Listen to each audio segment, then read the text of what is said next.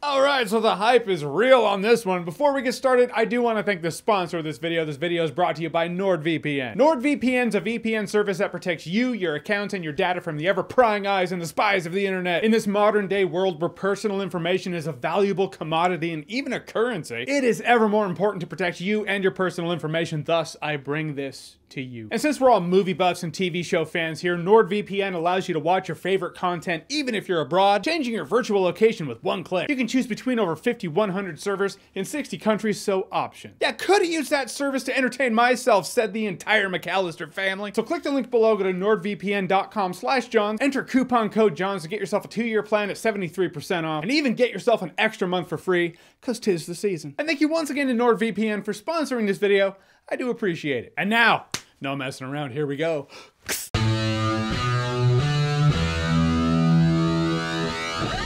And do not go into the comment section. What are you doing? You know people have already seen the movie. They're commenting spoilers right now, having their friends' accounts or their phantom accounts give those comments thumbs up so it bumps it to the top of the comment section. It's an age-old YouTube internet troll tactic. Don't fall for it. Don't go to the comment section. Not saying you have to look at my face while listening to me. You can listen to my face. You don't have to look at it. You can do other things. Do projects. Retro games. Which is me saying this is not a spoiler review. This is spoiler-free. Enjoy the word vomit coming out of my mouth, my friends. You need not worry here. I am going to address some things that have been shown in the trailer because you can't dance around the villains that are in this movie. There was actually someone at the screening who was like, I haven't seen any of the trailers. I was like, good for you. I kind of envy you. So if you haven't seen the trailers, that's great, but I am going to talk about what the trailer showed in terms of what it means to the plot. So there's that. Anyhow, so Spider-Man No Way Home is the newest Spider-Man movie, and as the trailer showed us, it's bringing a lot to the table. Villains from other Spider-Man movies from other Spider-Man universes have been brought into this universe, and now Tom Holland's Spider-Man needs to deal with that. First of all, talking about the action, I thought the action was great, especially in my recent rewatch of Spider-Man 2. I love the fact that the Doc Ock arms are just going after Spider-Man. Spider-Man's countering, then counter-attacking, and the arms are counter-attacking. I was hoping Spider-Man No Way Home captured the spirit of that. It absolutely did, but it's not just Doc Ock. It's like you were watching two top-tier Street Fighter 3 Third Strike fighters go head-to-head at each other. Safe to say, I really dug the action in this movie. Also, the villains. I like what the villains brought to this movie. Granted, they are here for fan service, but it was fan service with a purpose. Or at least more of a purpose than I expected to be in this movie. I thought this movie was going to be like, hey, remember how cool those Raimi Spider-Mans were? We remember too. Jamie Foxx's Electro got a great mulligan. If we're gonna quantify the contrast between great casting for a Spider-Man villain and wasted actor that cast as that Spider-Man villain because he didn't really do what he could have done, Jamie Foxx as Electro, pretty up there. So I was glad he actually had more to do in this movie, you know? They weren't just here for the third act brawl, where it's like, all right, sweet, see you in the third act, because that'll be fun. It'll also make for some sweet trailer shots, you know? It didn't feel that way. I thought they did a surprisingly good job at having this moral dilemma and having Spider-Man and the villains deal with this moral dilemma. In a world where the movie's not 6 hours long or anything, you can't give every villain their shine, but I thought they did a good job at prioritizing what I was going to say the favorites. They're my favorites anyway. They gave the ones I like to see have more to do. Which means, yeah, a couple of the villains, namely, Sandman and Lizard. What can I say? They're the ones who are the bench warmers. Sandman and the Lizard do feel like, yeah, you're here for the third act, so go ahead and warm the benches and we'll call on you when we need you. Go. It's not going to warm itself. Thank you. Thank you. But one of the things that really surprised me about this movie, I felt Spider-Man No Way Home did the best job among the MCU Spider-Man movies anyway. It did the best job at not concentrating on this being a Spider-Man in the world of the MCU. I mean, they still have MCU references. They still acknowledge that this does take place in that world. And at first it felt like, okay, it's another Spider-Man in the MCU. I expected that, you know, he's dealing with Doctor Strange. It felt like another, it's a cinematic universe. It's gonna feel like that.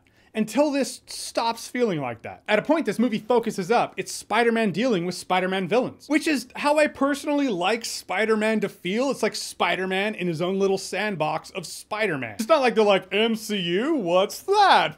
But compared to the other two MCU Spider-Man movies, I thought this did the best job at concentrating on Peter Parker and Spider-Man first and foremost. Granted, it doesn't hurt that he is taking on Spider-Man villains that we have seen before. It's probably a bit of psychological play they're doing here. And also Tom Holland as Spider-Man. At first I was like, Tom Holland, Spider-Man, yeah. And then as time went on, I was like, this dude seems younger than other Spider-Mans. I get Spider-Man is young, but he comes back from being snapped to carbon, and he comes back, he's like, Mr. Stark, there was a wizard, and this, I was like, you 5? He didn't feel like he was growing up, really. I mean, he had some shit happen to him in the last Spider-Man movie, Far From Home. Almost called it No Way Home. And I also almost called No Way Home Far From Home. But this movie had a surprising amount of emotional depth for Peter Parker to deal with. And I felt Tom Holland did a great job in here. Also makes him feel like, yeah, he's done his rite of passage to feel like a Spider-Man that feels more familiar. I mean, I'm not saying it's the perfect Peter Parker Spider-Man from the PS4 game personified on screen, but I did feel like this was the most mature version of Spider-Man and Peter Parker Tom Holland has played yet. My biggest gripe I have in this movie is my standard, I'm becoming a grumpy ass old man, bah humbug, I'm the Grinch on top of the hill gripe that I have about a lot of MCU things.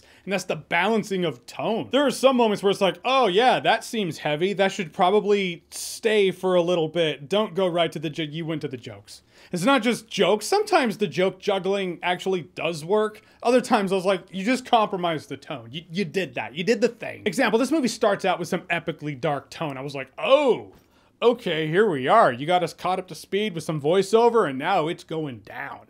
Bring on the business. And then jokes and swinging and lighthearted things and more jokes. I was like, oh, okay, fair enough. I mean, it works for them.